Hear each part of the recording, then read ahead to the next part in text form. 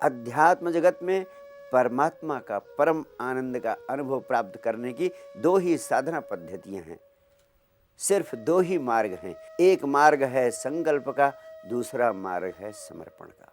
भगवान महावीर, बुद्ध, गोरख, पतंजलि का मार्ग है समर्पण का। समर्पण का मार्ग कहता है अपनी संपूर्ण ऊर्जा दांव पर लगा दो, संपूर्ण ऊर्जा प्रयास में लगा दो, संपूर्ण ऊर्जा इस संकल्प से लग जाए कि उस परम तत्व को, परमात्मा को प्राप्त करना है। जब सारी ऊर्जा इस संकल्प से सक्रिय हो जाती है तो अस्तित्व की परम ऊर्जा से संयोग घटित हो जाता है, तुम्हारा योग बन जाता है और उस परम अवस्था को उपलब्ध हो जाते हो। दूसरा मार्ग है समर्पण का मार्ग।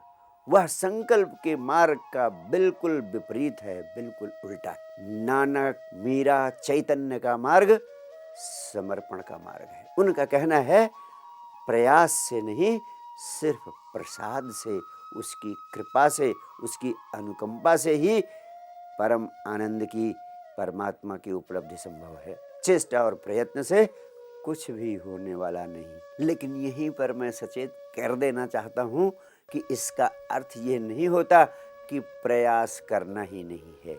यहाँ भी प्रयास तो करते ही जाना है, लेकिन सिर्फ इस बात का स्मरण रखना है कि होगा उसकी अनुकंपा से ही, सफलता उसकी अनुकंपा से ही मिलेगी। यानी यह प्रयास सिर्फ उसकी अनुकंपा से, उसकी कृपा से ही संभव है।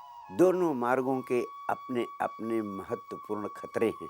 संकल्प के मार्ग का खतरा है कि अपने प्रयास पर भरोसा करते करते अंततः अहंकार मजबूत हो सकता है, अहंकार खड़ा हो सकता है और अहंकार ही सबसे बड़ी बाधा बन जाता है। इसीलिए महावीर, बुद्ध, पतंजलि और गोरख कहते हैं अहंकार को आने मत देना, प्रयास खूब करना, लेकिन अहंकार शून्य रहना। समर्पण के मार्ग पर खतरा यह है कि तुम सोचते चले जाओगे कि जब उसकी अनुकंपा से ही होना है तो प्रयास करने की ज़रूरत क्या है। तब तुम्हें प्रयास करने की सार्थकता, प्रयास करने का औचित्य ही नहीं प्रतीत होगा।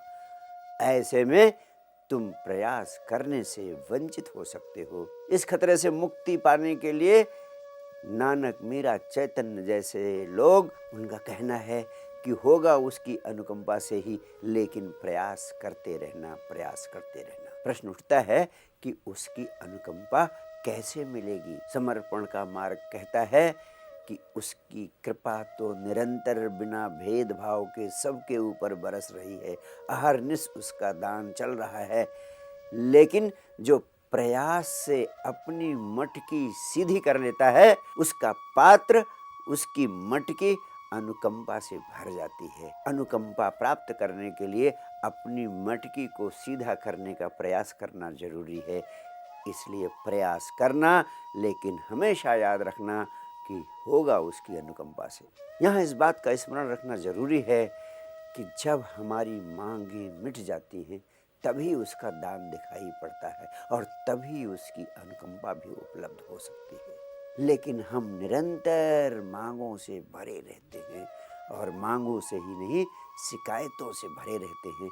इसीलिए ना तो उसके दान का अनुभव हो पाता है और ना ही उसकी अनुकंपा उपलब्ध हो पाती है। एक छोटी सी कहानी। मुरारी लाल हर सुबह हर शाम 1-1 घंटे प्रार्थना करता था, लेकिन प्रार्थना करते समय वो दोनों वक्त यही कहता कि हे प्रभु, मुझे पूरे के पूरे 100 असरफियाँ देना। अगर एक भी कम कर दिया, 99 भी कर दिया तो मैं स्वीकार नहीं करूँगा। और मुझे पूरा भरोसा है कि प्रभु तुम मुझे ज़रूर 100 असरफियाँ देगा। हर रोज़ सुबह शाम उसकी प्रार्थना यहीं से शुरू होती, यहीं से समाप्त होती। उसका पड़ोसी भी सुनते सुनते बहुत ही ऊब गया था।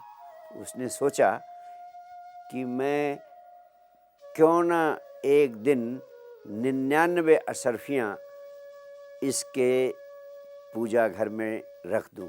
उसने उसके छप्पर के ऊपर से ही 99 असरफियाँ एक थैले में भरकर डाल दी और असरफियों को डालते समय उसे पूरा भरोसा था कि मेरा कोई नुकसान होने को नहीं है, क्योंकि ये हमेशा कहता है कि एक भी असरफी कम होगी तो मैं नहीं लूँगा। तो 99 असरफियाँ तो ये स्वीकार ही नहीं करेगा। लेकिन जब पूजा खत्म हुई और देखता है कि अचानक असरफियों का थैला उसके सामने आ गिरा, तो वह एक एक असरफियाँ गिनता है, सिर्फ 99 ही असरफियाँ रहती हैं।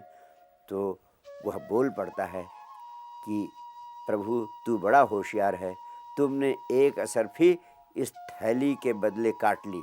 इस प्रकार वो 99 असरफियाँ तो स्वीकार कर लेता है, ये भी मान लेता है कि वो 100 हो गई, लेकिन वो शिकायत करता है, धन्यवाद नहीं देता है। वो कहता है थैली के बदले तुमने एक असरफी काट ली। अगर तुम्हें छप्पर फाड़ कर भी कुछ मिल जाता है तो मुरारी लाल की तरह तुम धन्यवाद नहीं व्यक्त कर पाते, शिकायत करने का कोई न कोई बहाना ढूंढ ही लेते हो।